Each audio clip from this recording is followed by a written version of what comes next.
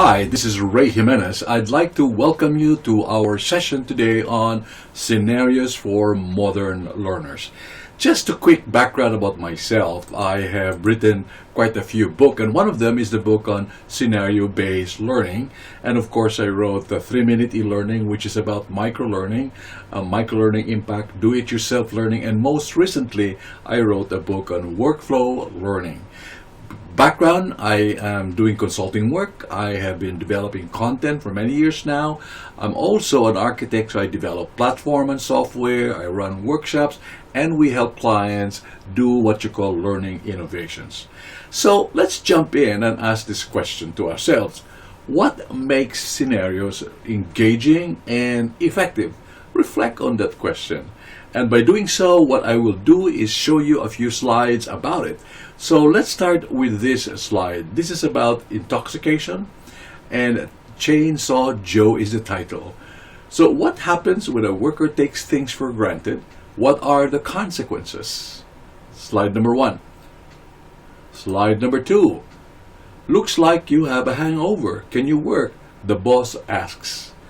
Joe responds, I am fine. Slide number 3. Are you sure? The boss asks. A bit dizzy, but I'm okay to work. Then now another slide. Joe shouts and says, give me the chainsaw. So now the last slide would be asking you, the learner and or learners, pretty much what you should do. Should you insist and he stops working? Call security. Stay away from Joe because you might get hurt. So reflect on these questions, therefore. So you now have a process whereby you are asking a question, you are challenging yourself, and you're reflecting on this particular area. What are we learning from this very short design in terms of scenarios? So let me share to you this insight in here. In this page, you begin to see that we need to start with a story. This is all about Joe, and Joe having an issue with intoxication. And then we injected a conflict. Will you allow Joe to run the chainsaw? And finally, we asked the participants to take an action, take an option, and see whether they're going to run away from Joe, you're going to insist to call security, or let them stop working altogether. But what we're suggesting here is this. We are using the technique whereby we emphasize stories. The stories are important because it is how people understand an emotional component to life. So you can talk about the policy of intoxication. 1, 2, 3, 4, you should avoid this policy, and this is what you do when somebody is coming in intoxicated. You can call the police, you can call the supervisor. Those are what you call factual content. People learn best when there is a story because the story really moves us emotionally and they are related to our day-to-day lives. After we have the conflict, then we ask options and choices because this is where we're throwing a challenge. We're actually asking the learners to discover the answers for themselves because in essence, day-to-day basis, we are really experiencing the same content in here. And of course, we talk about the consequences. Every decision, every option, every action leads to a consequence, and it is by presenting the consequences that we are helping the learner to reflect whether they did it correctly or they did it in the wrong way and learn deeper the impacts of topics like intoxication. So when you reflect on this is the basic structure of what you call the problem with developing scenarios, story, conflict, and action items. Reflect for a moment. Why is the build-up of the story and conflict essential in creating an engagement? It is primarily important because people respond more to emotions and less to logic. So you know this because if you have a class that starts with learning objective, this is what you're going to learn, everybody's going to go sleep. So you start with emotions because emotions drives people's attention. It leads them to action. There's a lot of research done on it right now on that. But emotions causes us to act, whereas logic, although wonderful, gives us substance of content. So they really work hand in hand together. Story and of course the logic and the content that we're trying to provide. Okay, now let's try another example, the complement, which is an e-learning model. The complement, I'll show you a video recording of it so you can see it. And by the way, you can have a direct access to it if you have the handout. This is the access down in here, so you could see that. So I'll play the complement, and then you would see we have a short conversation up to this.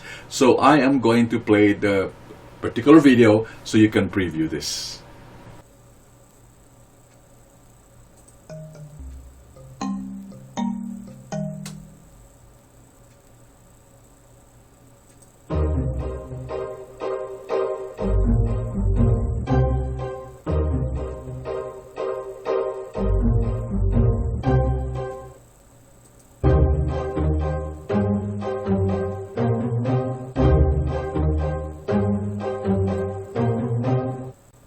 Hi, Roxanne. You look busy. Hey, I like that sweater you're wearing. Thanks. Tim, can I ask you something? Sure. Do you realize that every time you compliment me, it's about my sweater, my jacket, or blouse that I'm wearing? Really? No, it's true. Hey, I'm up here. You're staring at my chest. Oh, come on. And the remarks. Remarks? Yeah. You know what I'm talking about. All I said was I liked your sweater. Look, I just don't like it. So how about not saying anything about what I'm wearing, okay? Of course, once you said something, though then I look. I don't believe this. You've got a problem. Yeah, right. Can't a person even compliment a woman anymore?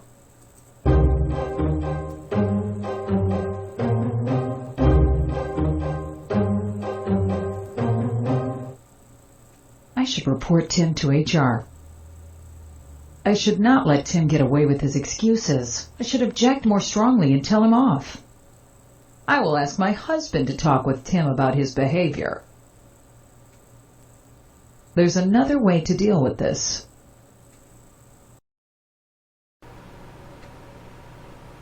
So you've seen that Tim and Roxanne were having a conversation, and as a result of that, we have now Roxanne complaining about the problem, etc. and the like, and we end up giving the learner, yourself and myself, a chance to have a feedback. So what should you do? Should I report Tim? I should object strongly, and my favorite is that I want my husband to deal with Tim. Not trying to be sexist here, but just one of the situations, and then I will check with other people as a result of that. So when you again reflect it, what we have done is to be able to provide what you call the three parts of a basic scenario, which starts with a situation, the story, and then you come up with a conflict, and then you provide options and be able to action so that the learners can become part of the scenario. So what are we learning in these examples? Number one, you notice it that Roxanne and Tim were having a conversation. So one of the best things to do when you're using characters in your scenario is to keep your characters talking to each other. And why is that really valuable? Why? Because your characters are actually your, what I call messengers. They are the couriers. They are carrying your messages. So they are talking about the issues without a trainer injecting a lecture on it. They are talking about the problems in terms of sexual harassment, proper behavior, etc. and the like. So keep your characters talking to each other. It might be a group, it might be to himself or herself, but keep them active. And then now your choices and your action becomes a component as a result of that. You always give them an option because it challenges the learner, and that is the core component of a simple basic scenario, which is story, conflict, and actions. Now, when you see these situations, of course, you reflect on this question in here. So why use first voice? And why do we use first voice? We use first voice because the characters are actually talking to you as a participant. The characters are talking to our learners.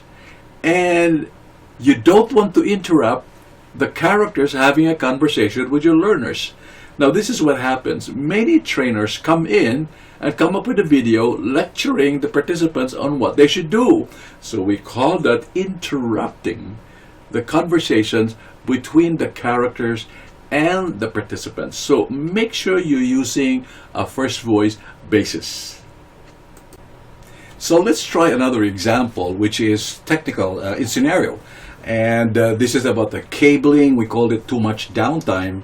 So I will pause it here and I'll show you a recording so you can reflect on it, and we'll have our conversation to continue with it.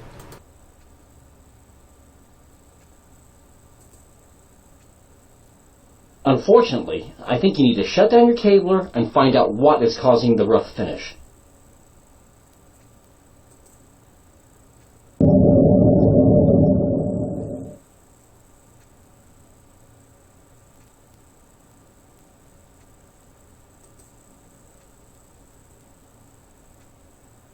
I just finished setting up the line to run your product.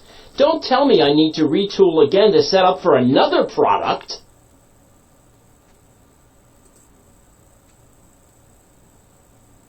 We have a couple of hot orders running and we can't stop production. We have to change the jacket line over or we will miss our shipping dates.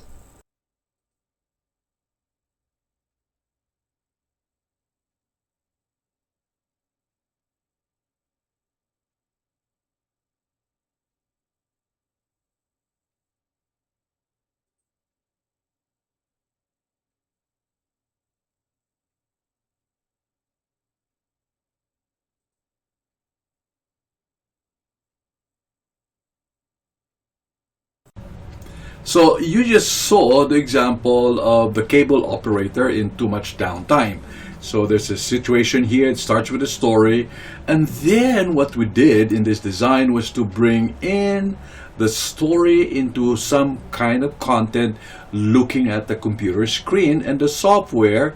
And of course now they were talking about how the downtime will affect the productivity, and they have to investigate now the content based on what is going to do in the operations and is reflected in the production software. So looking at this design, what we are trying to now reflect as a part of scenario is that you're starting with a story. You are now embedding the content in the story. So what does it really mean is that you don't present a content for content's sake. You don't present a content and lecture about the content. We present the content seamlessly in coordination within the process of telling the story. Why is that very important? It is important because you are fusing together the content, the logic, and from the story, which is a natural state of how people do learn and how people interpret life as a result of that. So think about that. Story, embedding the content. Don't lecture on the content, embedding the content. Now reflect on this question that I have for you here. How does embedding content in the story improve learning? It improves learning because it's a natural way that we look at content. We never look at content away from a real life situation. For example, one of my biggest joke was that why is it that in the K to 12 we don't teach like 1 plus 1 equals 2. We teach 1 apple plus another apple equals 2 apples. Why? Because the apples provides the context. And therefore, it is easier for the learner and the student to get 2 apples together understood rather than abstract. So in this content, we're talking about embedding content. You're combining a real life representation, a content, and a story talking about the content. So that's the essence of this design process at this point when you're looking at scenario. Remember that, embedding the content. In the 3 examples we have, the scenario where we're talking about Chainsaw Joe, and we're talking about the complement, the sexual harassment training in scenarios, and then about the technical area of training, which is like a computer and working together with a manufacturing system and trying to reduce downtime. these three examples are classified under what you call scenarios that are instruction centric, which means that they are developed by designers, what you call trainers, and somebody whose intention is to instruct or to teach. Now, that is a good value. It is its own place with it. But I'd like to just challenge you when we now go to this section on what you call scenarios. It is a living and experience-based scenario. Before we do that, I'd like to just let you know that if you are going to send me your email, I will send you 4 Captivate source file of these scenarios that you can use. So send me an email, RJ Jimenez, RJ at Jimenez Learning, and I'll send you 4 of this. This is the complement. Can you tell me about an ethics program, about the benefits compliance, and also age as a problem? So send me an email so that you have this free 4 Captivate micro scenario models. Let's move on and reflect with me that so far what we were talking about, what you call the traditional model, whereby you use stories, emotions, choices, and consequences. What I'd like to do is to invite you to reflect in the next few minutes the idea that there's a modern way of scenarios whereby we allow the worker and the learner to discover for themselves their own answers, and they're using trial and error, and then using experience, and they are connecting and sharing, learning from each other. And the reason why this is a valuable component is because there's some newness into this requirement. We're in a different environment right now. So let me jump in by show you what I call the learning by oops, meaning to say there's a learning by oops. This is learning by errors, learning from trial and errors, and we see a lot of the different kinds of errors day in and day out in our jobs. There are medication errors that we face every day. There are errors in safety. There are errors in equipment. But the interesting thing is that people, learners and people, and all of us, has the natural tendency to want to always fix things.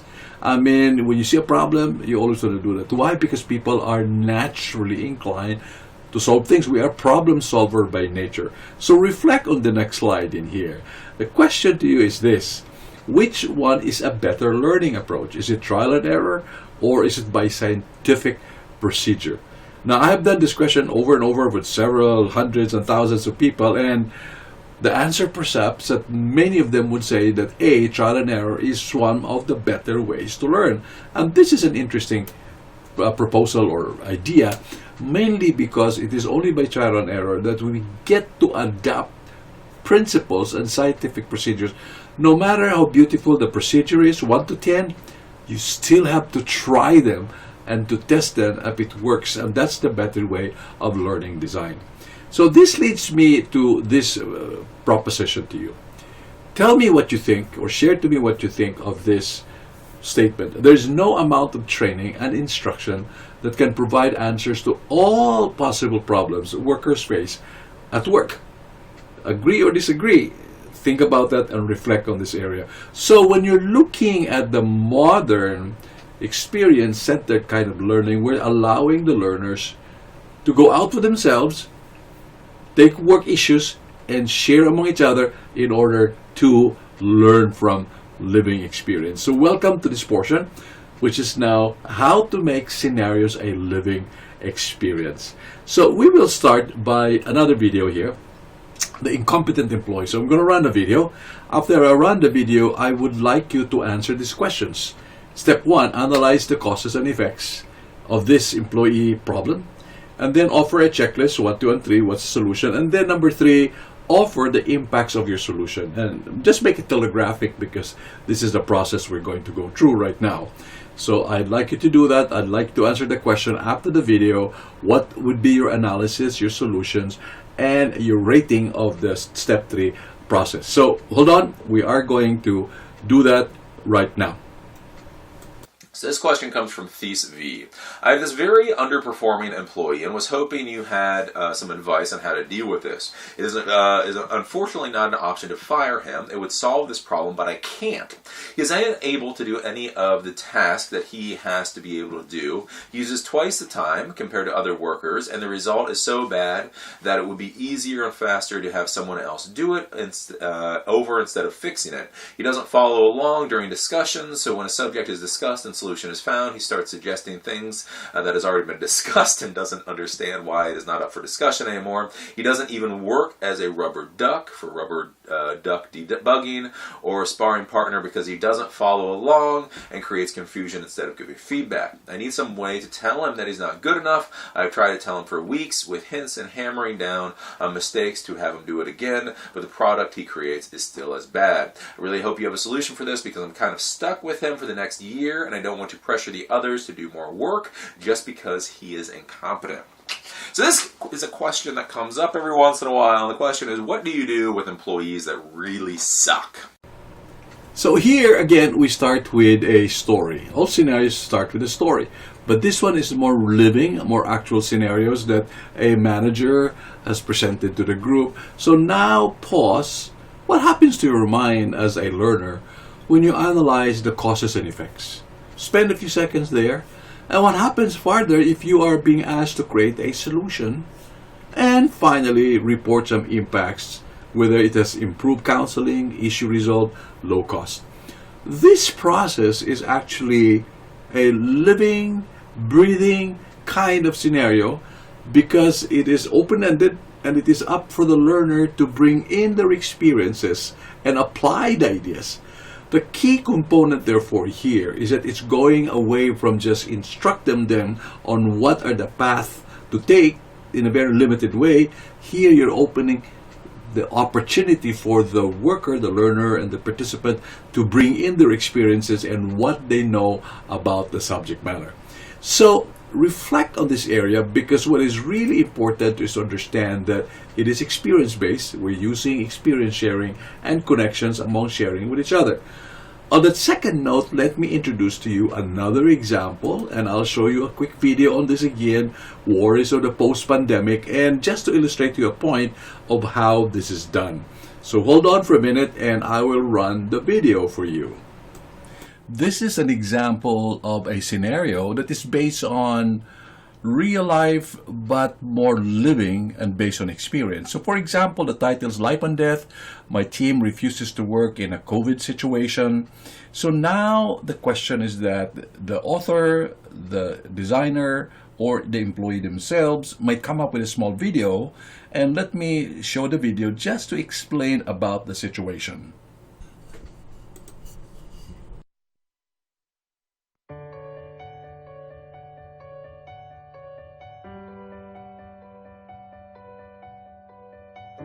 My life depends on me working from home these days. It really is a matter of life and death.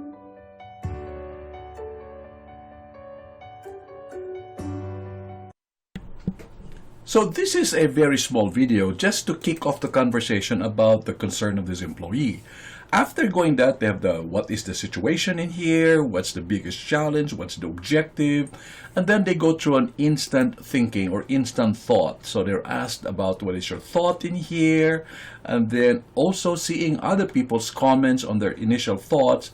Then the next step would be go through an analysis. Now this analysis is kind of a all-around 360 degrees reflection form so that the worker can look at their own point of view.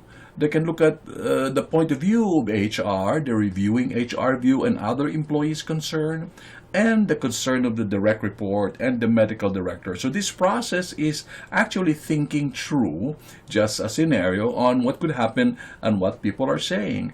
And then they offer a solution, which means that this is my ideas, this is the insight, and this might be what I want to apply. And then finally, we show them the way that they can share an impact. Like for example, did my decision and action improve morale? Did it show empathy? Was I assisting actionable step? So whatever standards and feedback we want to accomplish based on this scenario.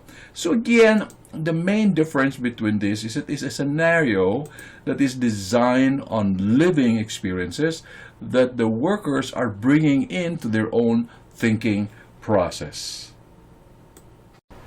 Well, I hope you enjoyed that. Let's have another example, which is about the technical training called troubleshooting of a tractor, or tractor troubleshooting. So after the video or after the explanation, you can see that it goes through the same process like what you have earlier about the pandemic problem.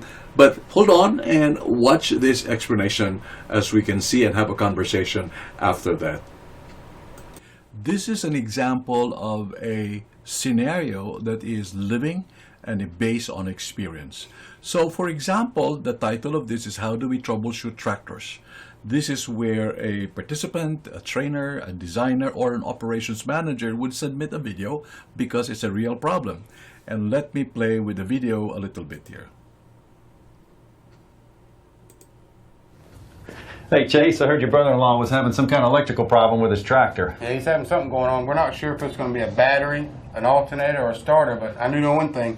This tractor sitting here is costing him a lot of money, and he ain't making none, so we need to figure out what's going on. We're going to do a full electrical. So the video is very small, it's very short, very informal. The whole idea is that it only captures the simplicity of a problem, real problem at work. So now what is the situation? They write it up. What's the biggest challenge? What is their objective? So they state the objective of why they're going to this troubleshooting. Then they are asked to submit the analysis. Now in this analysis, it's a fishbone as an example. One could go in and edit the fishbone, like what's going up in here. They can change that. And after that, while they're watching and doing their fishbone, they are actually able to look at what their other peers, bosses, managers, and mentors are also looking at their own fishbone. So they're learning from their own experience and also from their own peers. Then they go through a solution. They put up a solution, check the gas, check the battery. At the same time, they are learning from each other, manufacturers. So this is the essence of connectedness. It's an essence of connection. There's an essence of experience sharing as a result. And then finally, they are asked to report an impact. It's an efficiency, a savings, in order for them to reflect their decisions and their thinking processes, allows them to save, allows them to provide an input in here, and be able to help them really reflect on the impact of their scenarios and impact of their thinking. So in essence, this is an illustration of a scenario that is living and based on real life experience that impacts work immediately.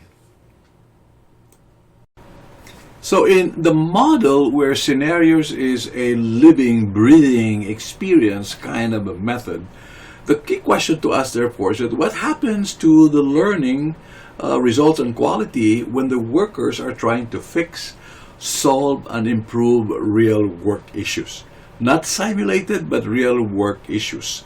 So reflect on that, because what's really going on in here is that there's more deeper learning, there's a lot of connection, there's a lot of relationship building, and people are learning from each other, and people are being recognized that they have some level of experience. So both of them have some value. So when you compare the model number one, scenario instruction centric, and then scenario living experience centric, they are accomplishing the same thing, but they're completely different methodology. But the key component is to understand that as change and time requires us in instructional design and in training, we need to improve the context and the setting. So that's why I was talking to you about scenarios, a living experience, because today we have to be more flexible, more connected, more experience sharing. We can no longer provide all the answers in training. And that's why scenario in a living experience is a key item that I would like you to reflect on as we end up our session today. So just to remind you, send me an email, rj@Jimenez Learning, and I will provide you an additional 3 Captivate thinking tools. So you can add on into your LMS. You can add this to your LMS, and that in your LMS you can add this particular Captivate file, and you can do some social interactions. You will also be able to get, of course, earlier the 4 Captivate micro scenarios. So send me an email. And then furthermore, I will also send you the 50 thinking tools to help you really scale your capacities in your design. So reflect with me while you end up our session today. What is the one thing that you learned today? Type it in the chat or send me an email and reflect on that. And buy my book, which is Scenario-Based Learning. It's a very good material. Go to lulu.com, and you'll be able to take advantage of that. Very briefly, send me an email to get the free 4 Captivate micro scenario models. Send me an email so that you're able to get the 3 Captivate thinking tools. It's an honor to be working with you today, and thank you so much for Adobe for inviting me. This is fun, and have fun in the conference. Bye-bye now.